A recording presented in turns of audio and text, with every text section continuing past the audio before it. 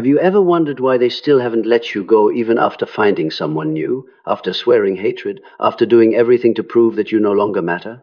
Why, even as time passes, do they still linger around you like a restless ghost, watching, talking about you, doing whatever they can to make you react?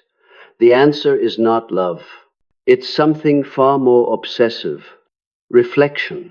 A narcissist isn't obsessed because they love you. They're obsessed because you were once the only mirror that reflected their true soul.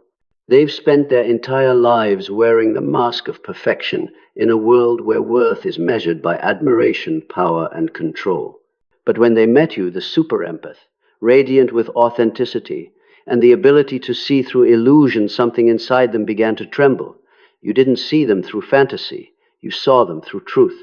Your gaze pierced the polished facade and touched the terrified, lonely, ashamed child trembling within. In that moment, you became both their greatest threat and their only source of life. Carl Jung once said, "We are drawn to those who reflect the parts of ourselves we have denied." They saw in you everything they had lost: compassion, innocence, real love, the ability to feel and connect, and because they could not possess those qualities within themselves, they tried to steal them from you. For an empath, love is the language of the soul, a natural, unconditional connection. For the narcissist, love is a tool to fill the void. You became the light they both need and resent. They crave your presence to feel alive. Yet each time your light touches them, it burns because it exposes the darkness they've buried. So they love and hate you at once, pull you close only to push you away, wound you just to feel powerful again. And when you finally withdraw your light, they fall into chaos because you didn't just walk out of their life, you took with you the illusion they were clinging to. But here lies the paradox. This story was never only about them. It's about you, the one who walked through the fire of manipulation, who once mistook empathy for weakness but turned out to be the soul strong enough to make darkness reveal itself. Because true light does more than illuminate, it exposes. And each time you walk away from a narcissist, their unconscious world collapses, while your conscious one is born. This isn't a tragedy of love. It's a ritual of the soul where light and shadow meet, so both can be seen for what they truly are. Only when you understand why they were obsessed with you can you break free from their spell and step into what Jung called individuation, no longer the mirror reflecting others, but the light itself, sovereign and whole. Every obsession begins with reflection. When a narcissist encounters a super empath, their inner world, built on illusion, control, and admiration, suddenly meets a mirror that can see through it. In your eyes, they see the one thing they've spent their entire life avoiding: themselves. And because they cannot bear to face their own naked truth, they don't shatter the mirror, they try to possess it. They are not obsessed with you because you are beautiful, talented, or special. They are obsessed because for a brief moment you made them feel alive. You awakened emotions long dead, pieces of their soul they thought had vanished. In your presence, they felt seen, illuminated, understood things no one else had ever made them feel. But that was also the beginning of the tragedy. When a super empath loves, that love does not come from the ego, it comes from the soul. You give not to receive, but because your very nature is flow. Yet in the narcissist's universe, where everything exists to serve the self, your love becomes fuel. It intoxicates them, then it addicts them. Like someone who has lived forever in darkness, suddenly seeing the light, they are both entranced and terrified. They begin to equate you with their own survival, and so they cannot let you go because without you, they no longer exist. Carl Jung called this projection the act of casting one's denied self onto another. They project onto you everything they lack. In their eyes, you become the savior, the twin soul, the only one who truly understands. But this is not love. It is reflective worship. You are not the person they love. You are the mirror they revere. They love the feeling of being reflected, not the truth of who you are. And when your light begins to touch their inner darkness, the wounds, shame, and fear, they begin to change. Affection turns to rage. Gratitude turns to contempt. They start to destroy what they once idolized because deep down they fear you see too much. A super empath senses this shift, yet instead of retreating, you think, if I love harder, if I'm more patient, maybe they'll heal. You don't realize that in that very moment, your energy is being drained. Every explanation, every effort to prove your love feeds their illusion. You become the energy supply for an ego that never thanks you, only demands more. When the manipulation begins, you start to lose yourself. You can no longer tell where you end and they begin. The subtle criticisms, the silent treatments, the sudden explosions, all are designed to make you doubt your own intuition. And when you are completely exhausted, they return with soft eyes, sweet apologies, and tender gestures, as if nothing ever happened. It's a cycle of lure, drain, release, an energetic ritual repeated to keep control over your light. But beneath all their tactics lies a raw truth. They fear you. They fear your light because it forces them to confront their own darkness. The calmer you are, the more they panic. The quieter you become, the more desperate they grow to provoke you. In their world, your attention is oxygen. Your indifference is suffocation. They need you angry, sad, defending yourself because each reaction reminds them they still have power. Their obsession doesn't end when you leave. It intensifies. Your absence is not just the loss of a person, it is the loss of the mirror. No one remains to reflect back their sense of worth. They may love others, but no one mirrors them the way you once did. Because a super empath is not just a lover, you are a soul screen upon which their ego briefly felt real. When you withdraw your energy, that image vanishes, and they begin to disintegrate within their own emptiness. To a narcissist, you were never just someone they loved, you were their spiritual power source. While you were near, they were warmed by the light of your understanding, your compassion, your unconditional love, the kind no transaction can buy. They do not know how to love, but they know how to absorb the love of others to fill the void within. They are addicted to you as they are addicted to life itself. Every word of encouragement you gave was a dose of painkiller for their soul. Every time you forgave them, they were reborn temporarily. Every emotional reaction, anger, tears, pity, was an electric charge feeding their false self. But unlike most addicts, a narcissist never admits their addiction. They mask it through control. They turn love into a battlefield and emotions into hostages. They make you believe you need them, when in truth they cannot exist without your energy. The more you love, the weaker they become. Every drop of empathy you offer deepens their dependency. This is not connection, it is spiritual parasitism. Jung called this state possession by the shadow, when the dark aspect of the psyche takes over and lives in place of the soul. The narcissist exists in this possession. They are no longer an independent being, but a structure of emptiness that survives through others. And you, with your deep emotional energy, become the highest grade fuel they have ever tasted. The outside world gives them shallow admiration, but you gave them true reflection. That is why when you withdraw, they enter spiritual withdrawal. In that phase, they experience all the symptoms of an addict deprived of supply: panic, obsession, manipulation, despair. They stalk you, lie about you, or appear where you go not to reconcile, but to feel themselves through you again. Every tiny reaction, anger, sadness, pity, revives them. But when you remain completely silent, they feel like a drowning soul gasping for air in their own void. This is why they never truly forget you, never truly let you go. Because you were not an old love, you were an old addiction, and nothing terrifies an addict more than losing the source of their fix. In their desperation, they'll do anything: cry, apologize, repent, even claim they've changed, just to taste once more the familiar breath of your energy. But what they really seek is not you, it is the version of themselves that once came alive in your light. In those moments, the empath often confuses compassion with love.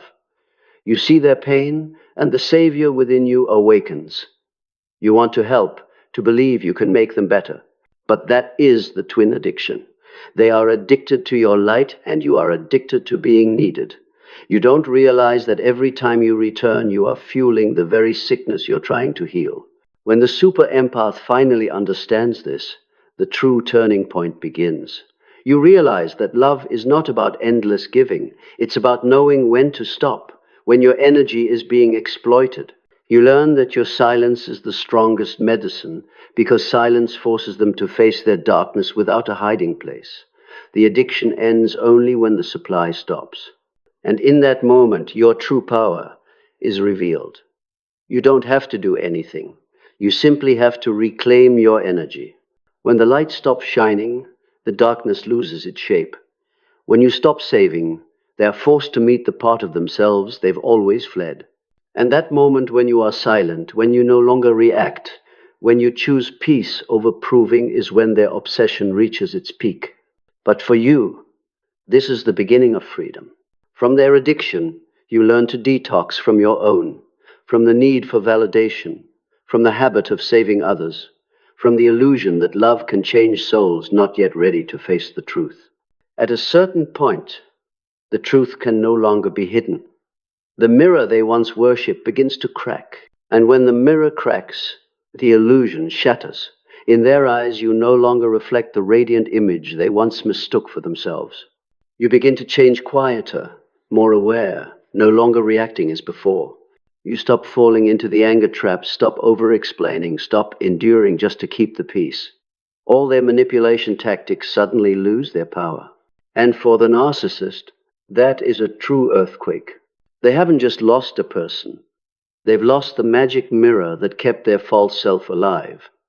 From that moment, they begin to collapse from within.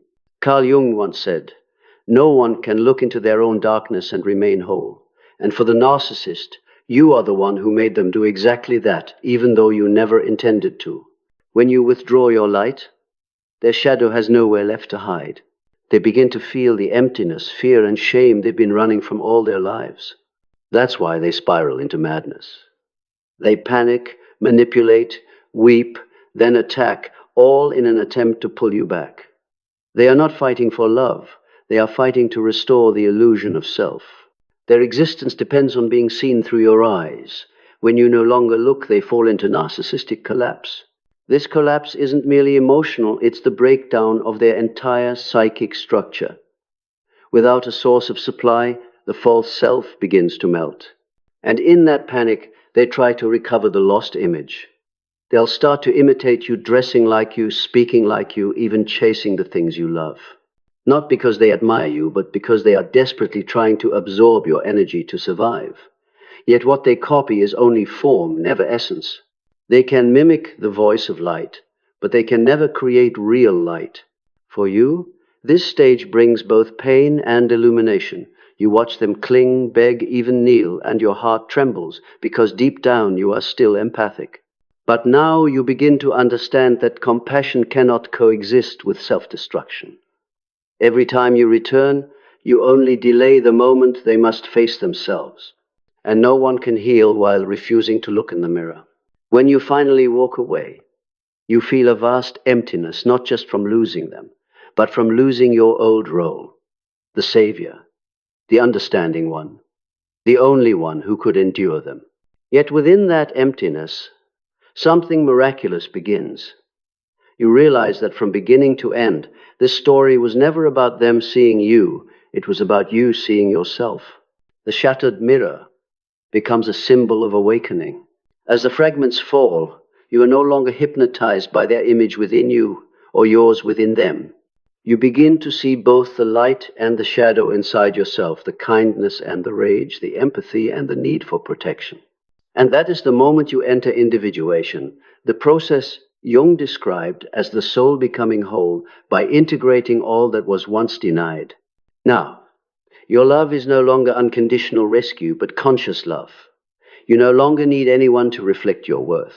You begin to feel a fullness within a peace that depends on no one and needs no proof. You stop seeking justice because you understand that true justice is not having to fight anymore. As for them, the ones who once believed they were the center of the universe, they are left with an emptiness no one can fill. They cannot bear your silence, because in that silence, for the first time, they hear the echo of their own soul, hollow, lonely, afraid. It's an echo they will try to drown out by any means. New partners, rebuilt images, fabricated stories. But you know the truth, it's only the noise of a soul collapsing.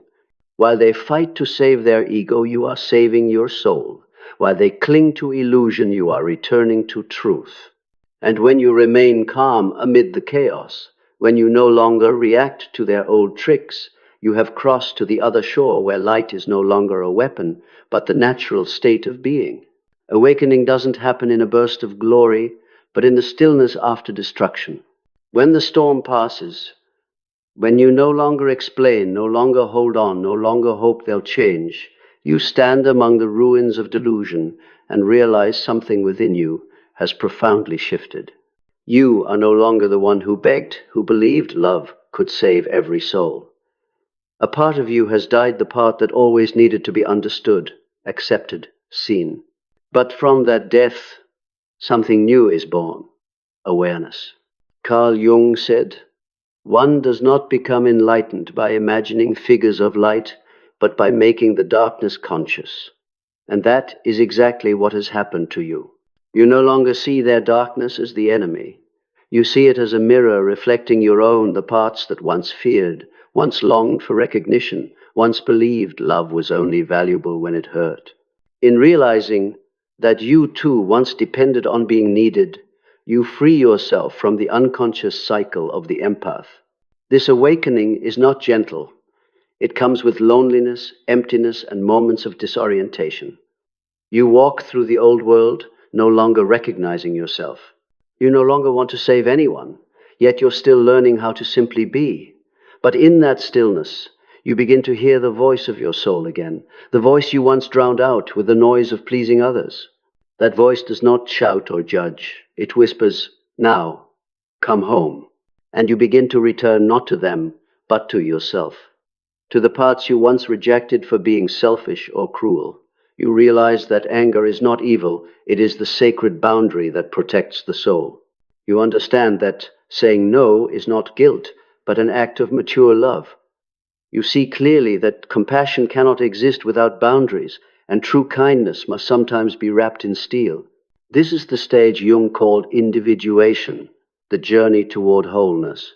You integrate light and shadow, gentleness and strength, forgiveness and limit.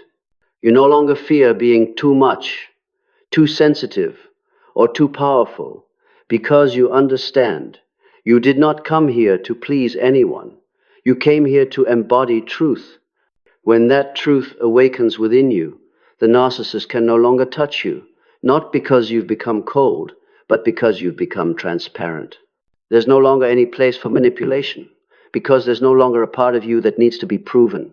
They may lie, smear, provoke, but all of it now echoes from a distance, powerless against the stillness you've built within. This awakening is not merely psychological insight, it is soul transformation. You begin to see the world differently. You stop dividing people into good and bad. You simply see souls at different stages of awakening. You look at the narcissist, not with hatred, but with awareness. That was me before I became conscious. Yet you do not save them, because you know if you reach out again, you'll find yourself returning to your old form, the savior who ends up drained. From this point on, you no longer live through reaction, but through energetic sovereignty. You no longer let the world dictate your emotional climate. You learn to guard your energy as a sacred flame, to illuminate only where it is honored, to warm only those who cherish the light. You begin to understand the power of weighted silence, the language that makes the world adjust its frequency in your presence. And then, one morning, you wake up and feel an unfamiliar peace. You can't remember exactly when forgiveness happened. You just know the pain is gone. You no longer want them to pay. You simply feel light. That's when your soul has crossed the long night of darkness into the dawn of awareness. You have been reborn without ever needing to announce it. In that stillness, you realize what the narcissist will never understand. True love does not need reflection to exist. It shines by itself. And in that moment, the karmic loop ends not because they have changed, but because you no longer need the story to know who you are. Alchemy doesn't happen in a laboratory. It happens in your heart. It begins the moment you stop asking, "Why did they do this to me?" and start asking, "Why did I allow it?" When that question echoes through you, your old structure, the giver, the understander, the forgiver, begins to dissolve. You realize that the love you once called sacrifice was mixed with a deep fear, the fear of not being loved unless you proved your worth. And when that awareness arrives, the fire of transformation ignites. Carl Jung called this stage nigredo, the necessary darkness that begins rebirth. In the nigredo, everything collapses. Beliefs, illusions, self-image. You find yourself standing among the ashes of what once felt sacred. But instead of running, you look directly into the emptiness. And that courage is what begins to change you. From the darkness, a new kind of light rises. Not the light of innocence, but of pure consciousness, the kind that has endured destruction and still stands. You begin to see the inner alchemy at work. Every time you've hurt, cried, forgiven, or fallen, those energies didn't vanish, they transformed. Pain becomes wisdom, loss becomes intuition. Deep wounds become the power to heal with intention. Everything that once broke you now becomes the raw material of your strength. This is when you understand why the journey with the narcissist was never a curse, but an initiation. They were the fire that tested the gold. Without them, you would never have known your limits. You would never have learned that kindness without boundaries self-destructs. They came to teach you the sacred lesson of soul sovereignty, that compassion without discipline is chaos, and love cannot exist without self-respect. The next stage of alchemy. Albedo the whitening is when you purify your energy, cleansing the guilt and shame they once planted in you. You stop apologizing for feeling deeply, stop pretending to be strong all the time, stop shrinking so others won't feel threatened. You begin to live in the naked truth. I am who I am here, and I am enough. No longer afraid of your own darkness, you look into the mirror and see both sides, light and shadow, coexisting, both beautiful. Then comes rubedo, the red gold, the union. You no longer try to separate yourself from the past, you thank it. You look back at the narcissist not with hatred, but with understanding. They are simply a soul who hasn't yet learned the lesson of love. They took much from you, but through that you discovered real strength, a power that doesn't need to control anyone, only to master its own energy. This is when you realize the miracle. You don't need revenge, proof, or victory. You only need to live authentically, because your peaceful existence itself is the greatest defeat of darkness. When you are happy, when you shine without them, you become living proof that self-aware love is stronger than manipulation. That is the alchemy of the soul turning lead into gold, pain into power, collapse into rebirth. You understand that light does not come from avoiding darkness, but from embracing it and turning it into an ally. And when that happens, you become what the narcissist can never touch, a whole soul. No one can disorient you anymore, because you no longer seek direction in others. No one can make you doubt your worth, because you've seen yourself in the fire. You no longer need to be loved to feel complete, because you have become love itself. When you pass through the fire of awakening and alchemy, something miraculous occurs. The light within you is no longer a reaction to pain, but a sovereign light that shines from within. It is not a light that seeks to prove or be seen.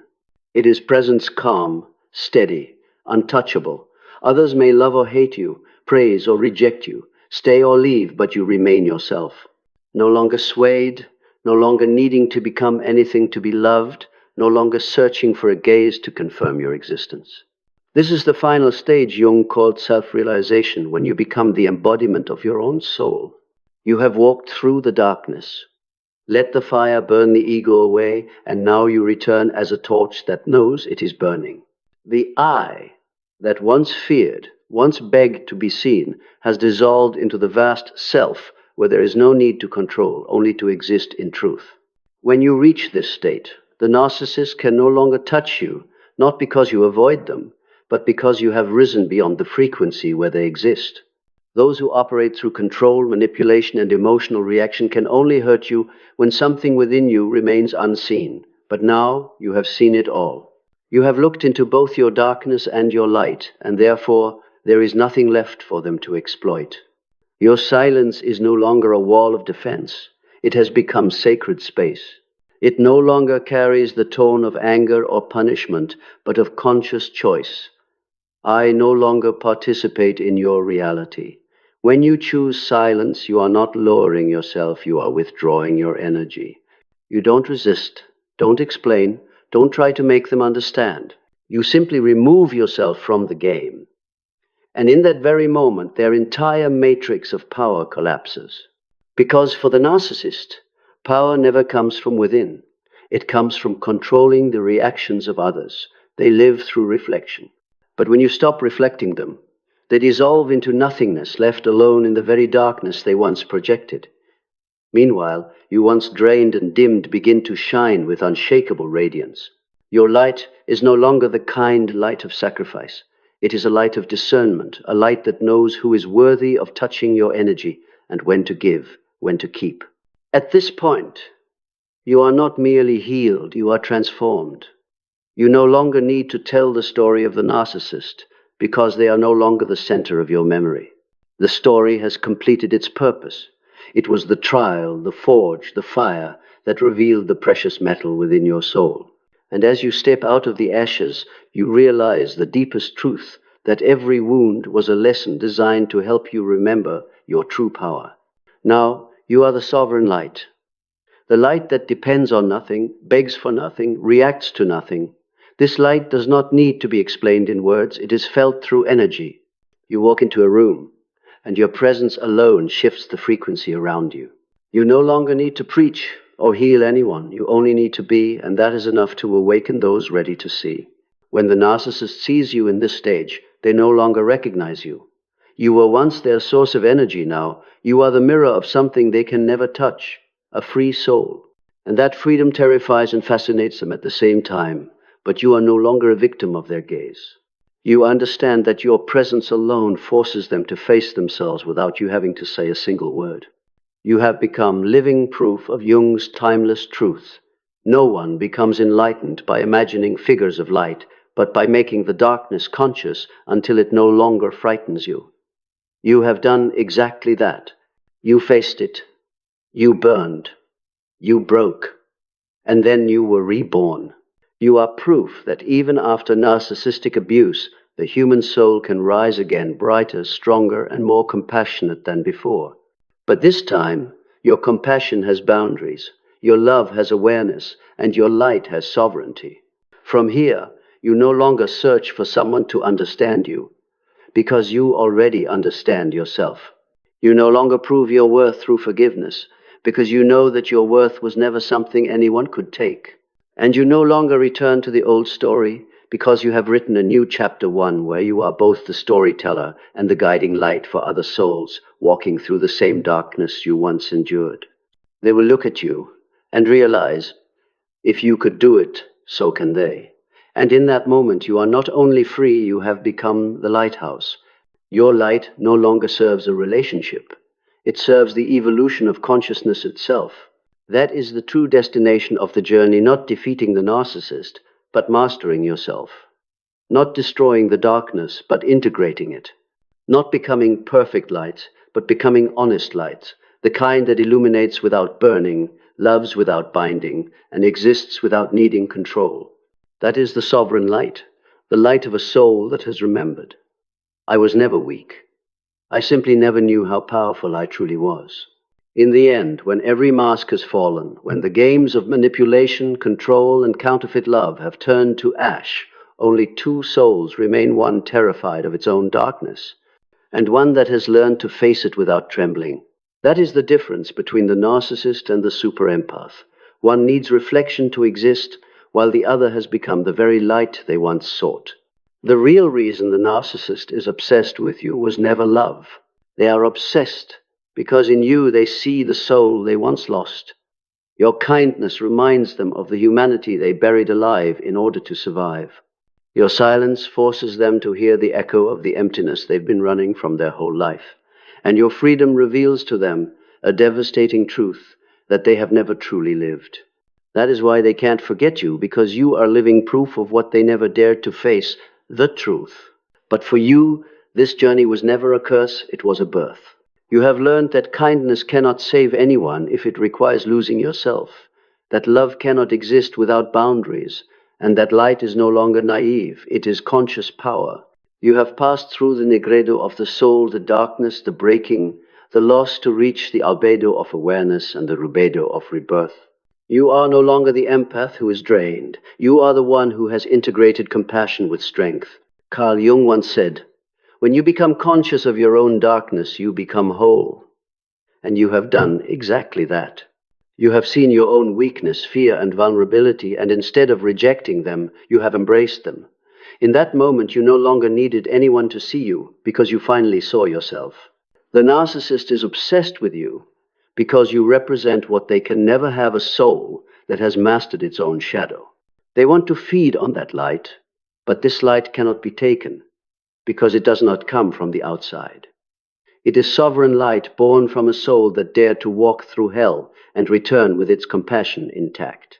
And now, as you look back, you no longer see them as the enemy, but as a necessary chapter in your evolution. They were the fire that tested the gold, the lesson that shaped your soul's maturity. You need neither hatred nor pity, only gratitude, because without them, you would never have discovered how powerful your light truly is. Their obsession ends the moment you stop reflecting. But your journey truly begins when you realize you were never born to be anyone's mirror. You were born to be the light itself.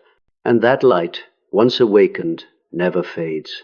They will keep searching for you in hundreds of other faces, but they will never find you, because you are no longer the image that lives in their memory. You have become the embodiment of freedom. And that freedom, once attained, is what every soul, even the most lost, secretly longs for. That is the real reason they remain obsessed with you forever. Not because they want to have you, but because deep down they know you have become what they never dared to be: a whole soul,